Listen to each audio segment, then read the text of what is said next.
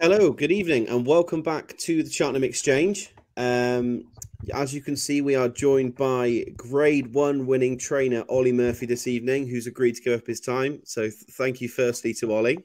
No worries, good to be on, guys. Also joined this evening by Ian, Johnny, Matty, but no OJ available this evening, unfortunately. So we're going to be having a bit of a chat with Olly about some of his horses for the season.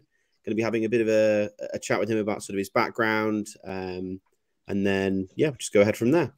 I believe Ian has a grilling question for you, Olly. So Ian, I'll pass straight over to you. Oh, I do, yes. Icebreaker, Olly. So what's it like to support the second best team that plays in claret and blue?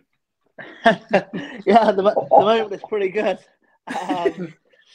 If I'm not at the races, you'll probably only find me in one other place, and that's either in Birmingham or following Villa around the country for my sins. So it's been a long time coming, but finally we've got something to half shout about. Well, you beat me and Johnny, West Ham fans, and sadly you give us a whooping the other week at Villa Park. So we normally do well at Villa Park. Yeah, no, you do. I actually have hospitality down there and took a couple of owners, so West Ham fans. So we had a laugh, and for once we're on the right side of a victory at Villa Park against you guys. I'm going to start with we'll start at the beginning, Olly. So your parents, I think your dad Aidan was a bloodstock agent, and obviously your mum was a trainer for 30 years. So what was it like being in that sort of household or background, obviously within the racing industry? Yeah, obviously, kind of one thing I've never, in any interview I've done, I've never kind of shied away from the fact that I've kind of come from a background which kind of brought me into the sport, which I'm kind of very lucky about. My mum trained at a level, and that's probably the best way to put it. She had kind of 15, 20 horses in. She'd have trained 12 or 15 winners a season at a pretty mediocre level, albeit she was probably pretty successful with what horses she had and the standard she had to train. And my dad's been a renowned bloodstock agent for a long time. He bought all of Philip Hobbs's horses for an awful long time. Does plenty of work for Coolmore on their National Hunt side of things, and has been a big part in my kind of training career thus far, sourcing horses into the place and been there for advice. So very very lucky in that aspect. But I've certainly had some people would say a leg up, which is a certain way of putting it. But you still got to go and get results as well. Whatever. Okay, so Olly, when your mum retired, did the horses transfer over to when you took over your license? Do you know what? She actually trained for 18 months at the start of my training career, so we kind of overlapped for a little while. And listen, the half a dozen horses she had left at the end of her career did come into my name towards the end. So there was never such of a changeover. But after 18 months into me training, Mum kind of thought that it was time for her to take a back step, and I kind of took over the whole thing. I've also I just found out today you was an amateur rider. Yeah, you wouldn't think that looking at me now. Loosely? Was it point to point she was in? I rode 6 winners under rules and I think 25 or 6 winners point to pointing. So it was actually something I wanted to kind of do for a long time, and I grew up and out like most of us.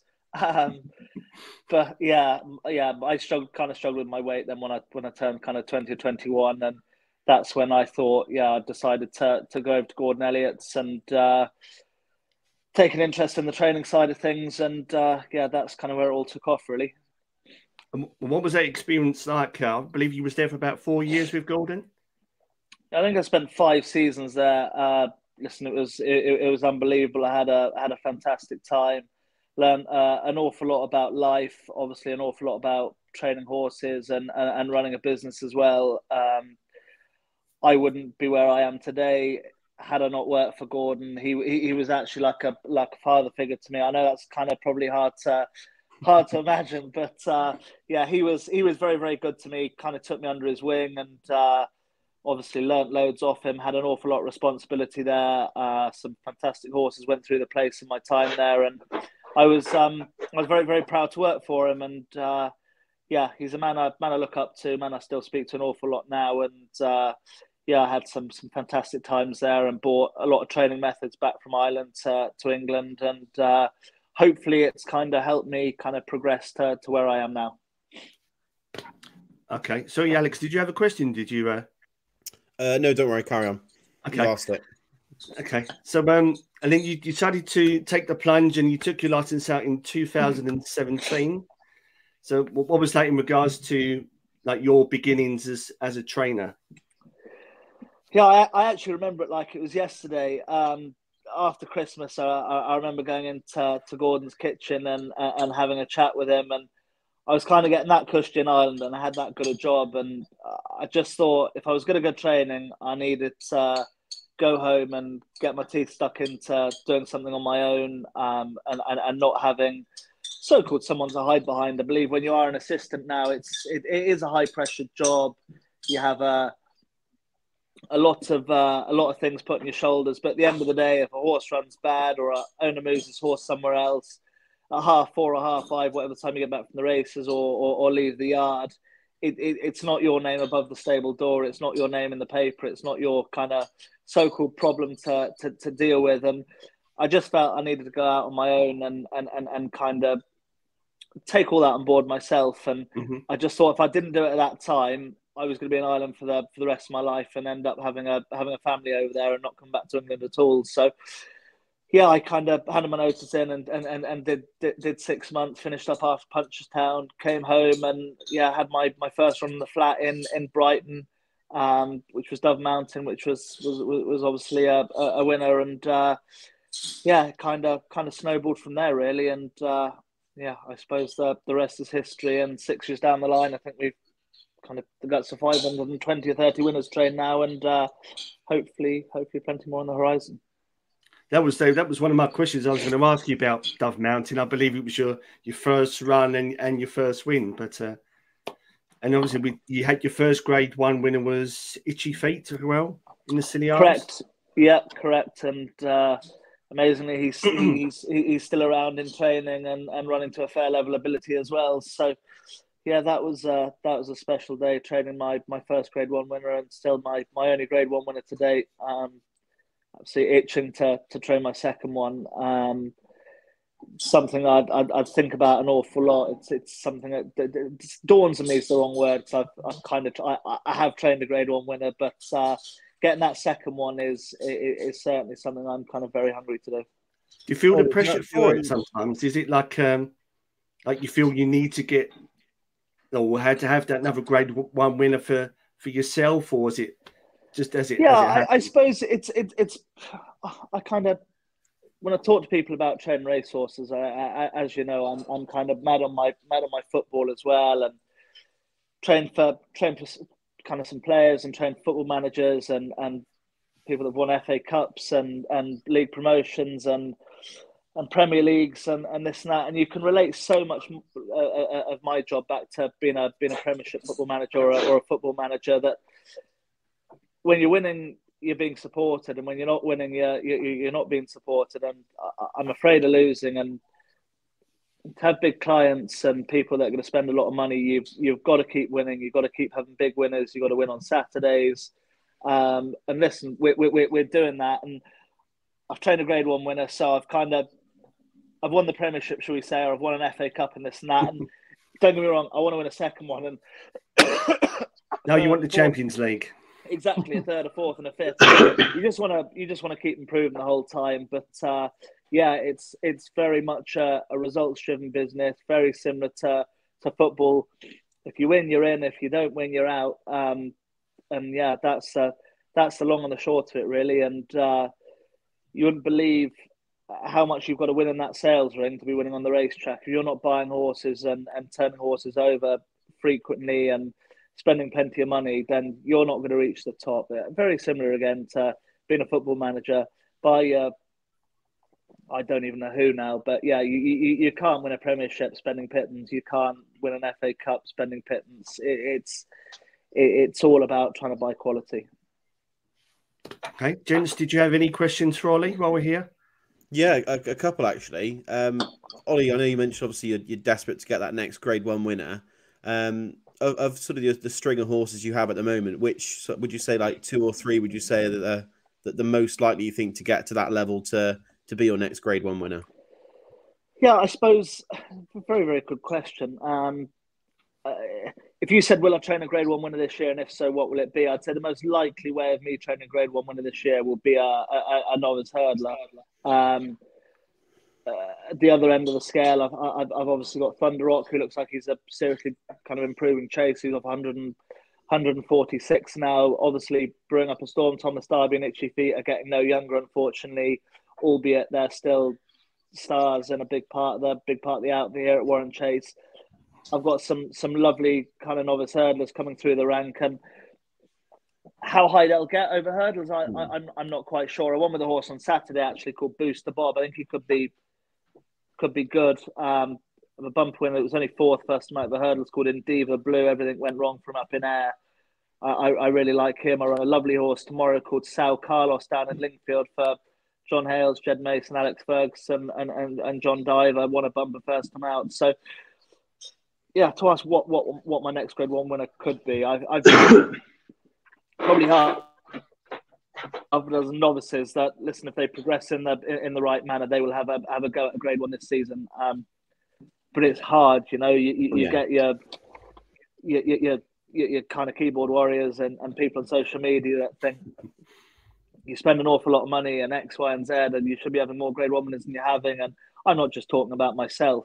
Do you know what I mean? I'm like bar Nicky and Paul and listen, Dan, to a point, like it is seriously hard winning Grade 1s, as you guys know, as avid racing kind of followers and supporters, that the strength and depth the Irish have from Willie and Gordon to Henry, it's frightening, you know. Yes, I've got a good budget to spend. I don't bemoan that. I have a fantastic budget to spend, and I'm extremely lucky. But yeah, I'm still a long way down that pecking order. There's still 7 or 8 or 9 trainers that would spend a lot more money than I would, and probably 5 times over with the amount of horses. So listen, we'll keep trying. We'll keep trying to buy quality. The main source of where we buy our horses is we buy them as unraced 3-year-olds with good pedigree and good pedigrees. That takes time, you know. That doesn't happen overnight. So yeah, listen, hopefully it's around the corner, and I have a lovely bunch of horses at the moment, and hopefully there's a star amongst them. And where it could be, I'm actually not sure, but there's plenty of horses there with a lot of potential, and it wouldn't surprise me at all if my best horse is amongst them somewhere. Brilliant. You mentioned one horse then, Indivar Blue. I mean, I was very taken with the bumper win at Weatherby. Going back to his hurdle debut the other week, was it just a slow run pace, or you'd be looking to like up him in trip? Or it was a disaster, to tell you the God's honest truth. It wasn't a disaster. That's the wrong way to put it. It was a maiden hurdle, so no, it wasn't a disaster. I put that wrong, but whatever went wrong for him could have gone wrong. And listen, not so much through a fault of Sean's, but they went very steady. He was very keen. He was novicey. Nothing went right for him. You know, he missed the 3rd last, good ground. They got racing. Then he got flying down to the 2nd last, missed that. Got flying down to the last, missed that. Sean never even picked his stick up on him. Finished off fast, finishing 4th. I think Lucinda Russell loves the winner now. I believe that was one of her nicer novices for the season. Obviously, the entry bumper winner was basically finishing up sides as well. So I think as far as an air maiden hurdle goes now, it's probably as hot a race you'd see up there. And I still love my lad. He's going to go to Weatherby either a week on Thursday or Newbury a week Friday, I think. And listen, did he go? If he goes and wins his maiden in good style in his next start, don't be surprised at all to see him go to entry on Boxing Day for the Grade 1 if he wins on his next start decisively. You're going to look to keep him at 2 mile then for the season, or? He's probably a horse who'll get 2.5, but he has got loads of toe. He's a funny horse because he actually doesn't train like a quick horse, but he's got a lot of class. He's going to be the most gorgeous chaser in time. But I think he's good. I think he's very good. Haven't got off to the best of starts with him. All the same, it wouldn't surprise me at the end of the season if I say that was the best thing that ever happened to him. how much you learn getting beat and just getting that experience early on. You know, it's very easy to go around and go and win a maiden hurdle with your head in your chest, and then go somewhere else and win another novice hurdle with your head in your chest with a £7 penalty, and all of a sudden you come to the spring and you've won 3 races, you're at 135, you go and run the real competitive novice summer or grade 1 and you get kind of lost. And maybe I was caught out a little bit last year with Chasing Fire and Strong Leader. Obviously I went kind of slowly with the 3 of them, and chucked the 2 of them in the Supreme, and they both arguably got lost in there. And then Strong Leader was probably an unlucky loser in the grade 1 at Aintree. Listen, hindsight, maybe I should have kind of chucked them in the deep end a little bit earlier on in their career, but listen, I didn't. And sometimes you learn. And a few of these better novices now, I'd like to give them a run in a good race now before the spring if I can. Fair enough.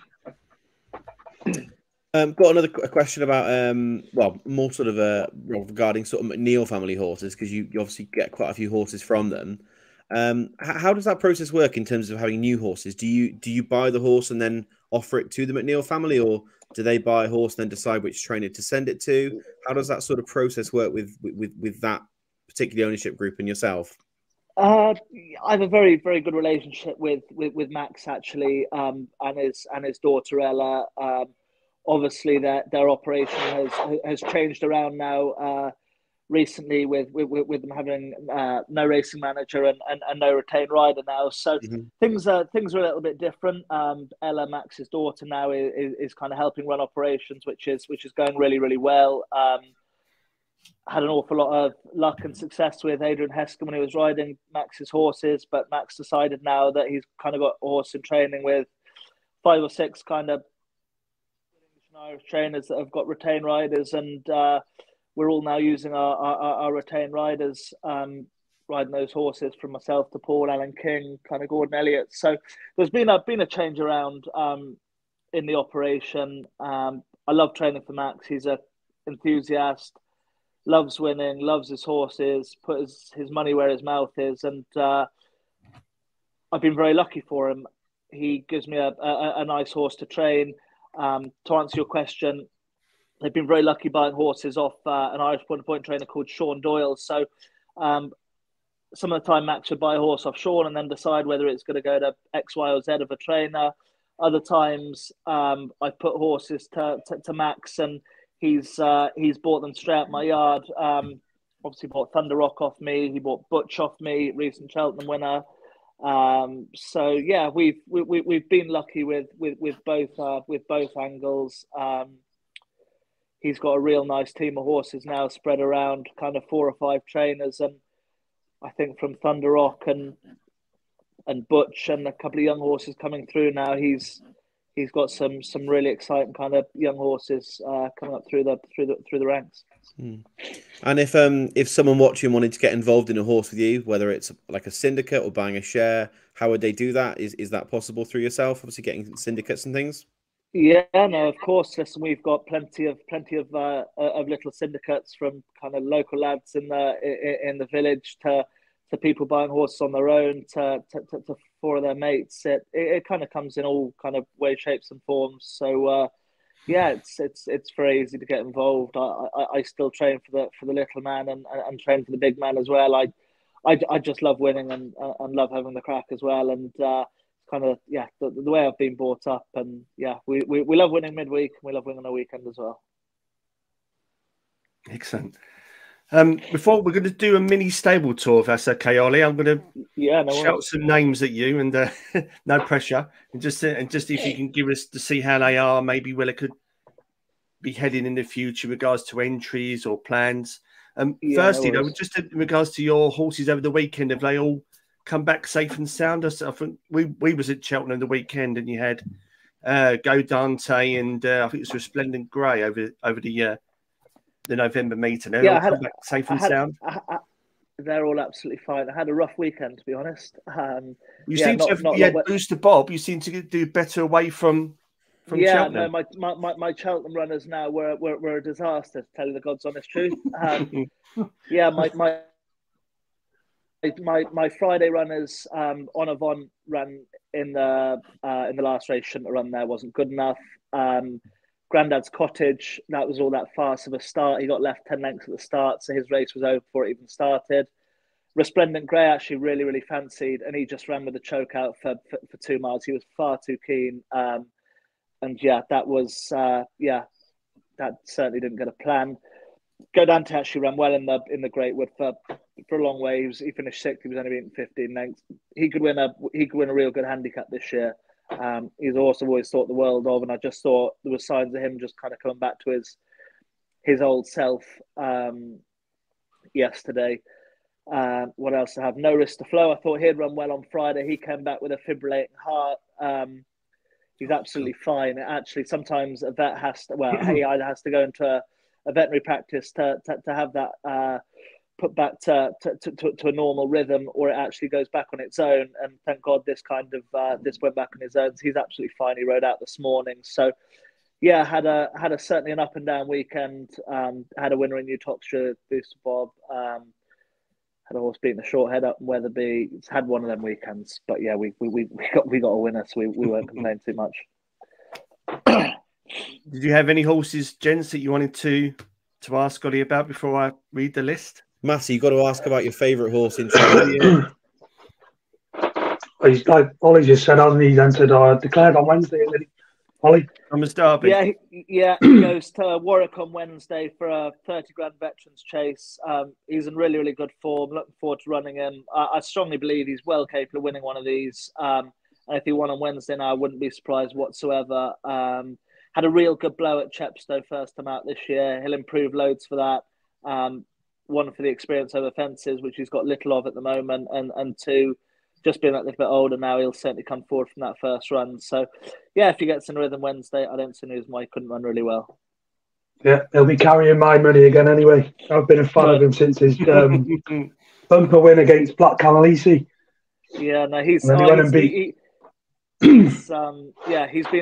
a star. He's been one of those horses that was probably arguably unlucky not to be a proper out and out Grade 1 horse, but yeah, a few kind of like he's had bad wind issues over the years, which probably haven't been kind of well documented. And yeah, he's been a very, very sound horse to train. But yeah, he's been a star. He's been very hard to place the last couple of years, but winning a graded race in Newbury with him and be placing a couple of Grade 1s and winning over fences last year was great. And hopefully he might be able to win one of these veterans chases. Starting Wednesday, exactly. No messing around. Yeah, I want to ask Ollie about. We've already mentioned him, but Itchy Feet. He's one I've followed, since his novice days as well. And I noticed he was pulled up last time, wasn't he, in a Pertemps qualifier? And you're giving it another crack again on Thursday in one. I mean, obviously that seems to be the plan, doesn't it, for the end of the season? But he looks on a nice weight now to me. So, is he in good spirits? Yeah, he's in good form. Listen, he's a horse who's had obviously a hard old life. He hasn't had a hard old life. He's had obviously a busy career. And at the level he's running kind of week in, week out, you end up getting hard races. And I'm not sure the other day in Newton Abbot now, it was absolutely pouring with rain. Ground was bottomless. He went out on his final circuit now, and I think he thought, do you know what, lads, this ain't for me today. But yeah, listen, Sean rides him again Thursday, runs in a Pertemps qualifier. Nick Brown, who runs the syndicate that he's in now, is real keen to see him going back right-handed again, which is a fair point. But when he puts it all in, he's well capable on the day. I thought he was really unlucky not to win the Rendlesham last year at Haydock. That's going to be his kind of long-term plan, and it wouldn't surprise me if he won a Pertemps qualifier along the way. Whether he's going to be well enough handicapped to run well in March, I'm not sure. He actually was only beaten 5 lengths in March this year. He finished 10th or something. But yeah, he could win a race along the way, no doubt, but it's just not getting any easier for him. That's good. Thank you. How's Strong Leader? I see he's got a couple of entries over the weekend. Is he likely to run? And which one do you think is the likely target? Yeah, I think we're going to go to Ascot. Complete train error. This horse works like he wants 3 miles at home. But every time I took him to the racetrack last year, his sectional timings were very, very, very good. And like if you went off times, which I don't really, but his last couple of furlongs, yes, they were all his best couple of furlongs, but he actually recorded very, very quick times. So I was adamant he was a 2-miler till Aintree, where I couldn't work out whether he hated the ground, he wanted 2.5 miles, or whether he was flat from a busy year. And I'd say it's because he wanted 2.5 miles, where on the day I thought he was flat and hated the ground. So yeah, he's got a big staying pedigree. We're going to step him up 1/2 mile in Trip on Saturday, which is going to help. I wouldn't be surprised at all now if you see him racing at 3 miles before the end of the season. I really think this lad should be a Grade 1 winner, by the way. No fault of anyone's, no fault of Sean's, no fault of anyone's. But Christ went through the race desperate and flew home another 100 yards. He'd have got up and won.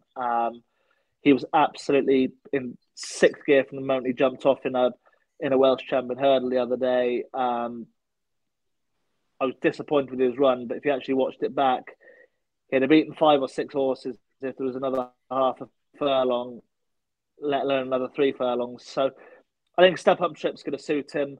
I think Ascot, going right-handed, bit of slow ground, small field. I'm looking forward to running him. Really looking forward to running him. I still think there's obviously a big engine in there, and he hasn't just turned into a bad horse overnight. Well, he's one that you mentioned before, Ollie. Sorry? One that you mentioned before, obviously he won at Cheltenham in October, Butch. Where's he most likely to go next? He's off a mark of 135 now, isn't he? Yeah, I think he's got a nice mark. He had a very, very hard race now 3 weeks ago, so he hasn't done a lot since then to today. He actually had his first canter back this morning. Looked really well. He'll get somewhere over Christmas. There's nothing absolutely set in stone. There's a handicap in Aintree, I think, on Boxing Day. This horse is, don't say his Gold Cup. He's obviously a Cheltenham winner already this year, but his main aim this season is going to be the Rendlesham in Haydock, 3 mile Grade 2. I think the race is absolutely made for him. So I'm going to go 1 run and then go there. I'm not too pushed about the spring for this lad. I think it's all about next year going chasing with him. And he's a 2-time winner already this season. And if you could win a Rendlesham or run well in a Rendlesham, I'd be chuffed. But he's one of them horses. He puts his life and soul into his runs, and he comes back and he loses a lot of that condition that he goes with. So just wants a bit of space in between races. He's got a big engine, and if he's not a graded chaser, then I'll give the game up. But whatever he does this year is generally a bonus. I know that's a load of cos rubbish that everyone always says, but he is. You can see by him. He's definitely elite offence. He was very, very game at the Cheltenham, wasn't he? Because he was headed at the running and then fought back to get back up. Yeah, no, he was. He was very tough. So it was a nice way to win. It was. I felt like Unai Emery after we're scoring a 94th minute winner. That's what it was like. This one you mentioned earlier on, Bob. He's won twice at Uttoxeter, Class 4. Is he due to go? Really ready to go up in class? Would you say? Yeah, do you know what I kind of was discussing with Sean Byrne this morning, actually, what we should do with him. Obviously, a handicapper releases all his figures out on a Tuesday morning. I've actually spoke to him already, and this horse is getting a mark of 123, which I think will be quite interesting. Just after 2 runs now, you can obviously get a handicap mark, but that doesn't allow you to run in a real valuable race. You have to have a minimum of 3 starts. So either he'll have to run an ordinary handicap and hopefully go and win an ordinary handicap of 123, or ignore your handicap mark and go and run a novice under a double penalty, or go and run a good race. Sean said the other day, and it kind of half took me by surprise a bit. He was along the lines of, it was very soft and Aintree now. Boxing Day, he said this lad run very well in the Tolworth. I know it sounds a bit daft now, he's got a mark of 123, but I kind of keep that option open. There's a novice hurdle on the 16th at Cheltenham, which we could look at. And then there's a Supreme trial on the 23rd of January, I think, at Haydock, worth 50 grand. I just think he's one of those horses, as a novice, I think he handles that real bad ground well. And I think that plays to his advantage. So might try and look at one of them nice races now on real bad ground where when the going gets tough, I'd say that lad's only going to get going. And how is Chasing Fire? That was my other one, Ian. Oh, sorry. Good. Nick that one off me, Ollie. Good. Yeah, he's good. Probably a horse I haven't done a great job on, to tell you God's honest truth. The opposite of the strong leader, I've had some good horses go through the place in the last 5 or 6 years, and this lad's work at home, I mean, it's out of this world, his work at home. I promise you, he's as good a workhorse as you could possibly ever find. And he works like he's got loads and loads of speed. And I just think he's crying out for a trip. And I never thought I'd ever see him kind of race beyond 2 miles with his work at home. And I only gave in after air the other day. Sean came down off my... I was really disappointed the way he went through the race.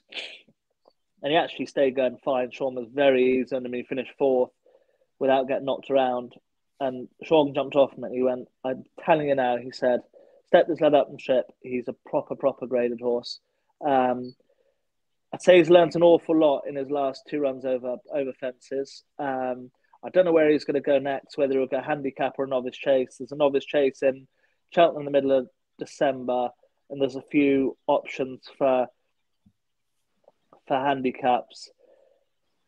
If this was 3 years ago now, I'd be messing around with this horse. I'd give him 2 more runs, and then I'd have gone and run him in the 2 mile 5 novice handicap chase in Cheltenham off 136, and I'd be going there thinking I'd have a chance to train my first Cheltenham Festival winner. But that race is gone, so there's no point thinking about that.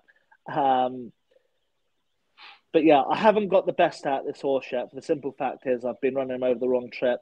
But I think down the line, that's going to have benefited him. So yeah, the answer to your question is he's good. He's going to step up and trip. And if he's not rated higher than 136 at the end of the season, then again, he's another one I've done a bad job with. I mean, he's got a great winning record, hasn't he? He's won 5 times in 8 races as well. So. Yeah, no, he has. He has. You're dead right. But I probably wasn't ballsy enough with him. You know, I probably should have gone and run him in a few better races early on in his career. But geez, he was winning so well, and I wanted to get a Haydock with him for a Supreme trial. And it was abandoned, and then. Our race planning over here, you run out of options. The way they plan our year, they want you to run the handicap. Our program, they want you to run handicaps. They don't give you options like you get in Ireland. So yeah, ideally, I'd say the handicapper would have loved to have seen me gone and run a Betfair hurdle after he won 3 novice hurdles, but. I didn't think that was the right thing to do, and yeah, he has had a good record, and he does have a good record, and I think he's still going to be a very good horse. Good. Okay. Have you got we'll slowly wrap it up, Ollie, but have you got any horses we could possibly put in our tracker that have yet to come out, and maybe the ones for the future? Yeah, obviously plenty. Just trying to kind of think of a few. I do like a horse I run on Wednesday, Active Authority. Won a maiden in Bangor, and he was 5th in a Supreme trial at Cheltenham in October. Probably didn't give his running. He wants a bit further. He's going to run a novice hurdle on Wednesday. I love a horse called Gunsight Ridge, a horse of the Whateleys, who are massive supporters of mine. I'm adamant he's going to win a real good 2 or 2.5 mile handicap chase. He's had a screw put in a hind fetlock, so he missed the second part of last season. He's missed the kind of the first half of this season, but he'll be seen around Christmas, and he's got an awful lot of ability. I love the horse I run on tomorrow, Sao Carlos. I'd be disappointed if he didn't win tomorrow, to be honest. He's actually odds against. I thought it'd be odds on. But whatever he does tomorrow, he will improve on massively. He's a big, burly, stuffy horse. He'll certainly come forward from that. Endeavour Blue, I still think that the world of him. I think he's got the world at his feet. His half brother actually won the bumper today in Exeter, funnily enough. Ben Pauling. I'm going to have a lovely horse for Bective Stud called Castle Ivers. Won a point first time out. Looking forward to getting him started. I think there's a filly there of Barbara Hess called Little Miss Dante. She won on debut. She's going to go to Utoxeter Sunday and then go for a listed race at Haydock on the 23rd of December. She could be a really good filly. Stays well, real hardy old bit of stuff she is. So yeah, listen, and kind of a lot of bump horse to run and some horses hopefully that could have nice marks for handicaps. Yeah, a horse I will mention is called You Can Tango. He was great. He was placed in graded race over hurdles. He's dropped down to a mark of 121. He absolutely hates soft ground. I ran him at Aintree last week. Sean said he couldn't even go to the start, let alone let alone go around in heavy ground around Aintree. So they dropped him another £3. He's off 121. Like when he's on a bit of good ground now, he's got plenty in hand, and I haven't messed around with him. He's just happened to kind of have a couple of average runs on soft grounds. He certainly want to keep on the right side of. Yeah, I'll tell you another horse that's actually just joined me, which would be interesting. A horse come to me off Hugo Palmer called Zoffi. He was second in the Chester Cup this year. Yeah. He's got a mark of 119 over hurdles, so that might be quite interesting. And if you like Burdett Road, no, 100%. He'd certainly never bitten hand off 119. Some nice juveniles that have just been bought. Horse called Trust House off Hugo Palmer. Horse called Roaring Legend off James Ferguson.